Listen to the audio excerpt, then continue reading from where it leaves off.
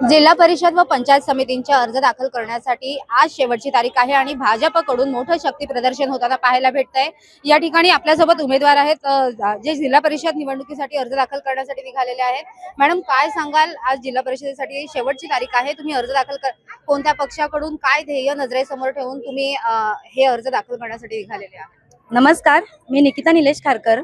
मी गव्हाण जिल्हा परिषदेतून आता तिकीट भरायला चाललेली आहे आणि मला ज्यांनी यासाठी प्रोत्साहित केलं, महेश बालदी साहेब, रामशेठ ठाकूर साहेब, प्रशांतदादा ठाकूर साहेब आणि आपले प्रीतमदादा, जयम म्हात्रे साहेब यांच्या नेतृत्वाखाली आम्ही काम करत आहोत आणि त्या कामातून आम्हाला पुढे काहीतरी लोकांना विकास दाखवण्यासाठी जी संधी दिलेली आहे ती संधी आम्ही निश्चितच त्याचा लाभ लोकांपर्यंत पोहोचू आणि कुठल्याही शासकीय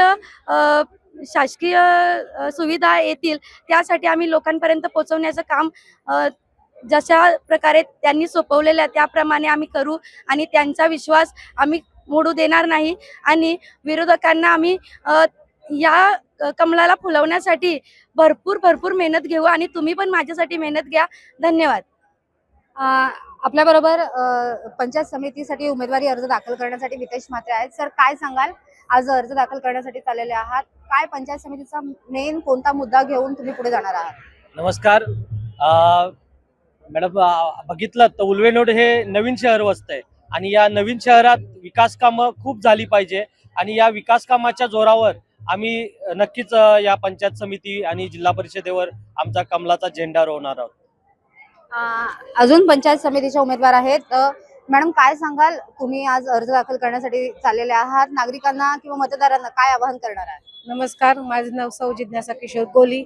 आज रामशेठ साहेब, जय म्हात्रे साहेब, महेश बालदी साहेब, तसेच प्रशांतदादा साहेब आणि प्रीतमदादा, पिंटू शेठ, रघुनाथ घरत आज यांनी माझ्यावर एवढी मोठी जबाबदारी दिली आहे मला, मी त्याचा पुरेपूर फायदा करून आणि जनतेचा खूप आभार आहे, त्यांचा पण आभार आहे। जी संधी मला भेटली ते संधीचं सोनं करीन, नक्कीच करीन। धन्यवाद।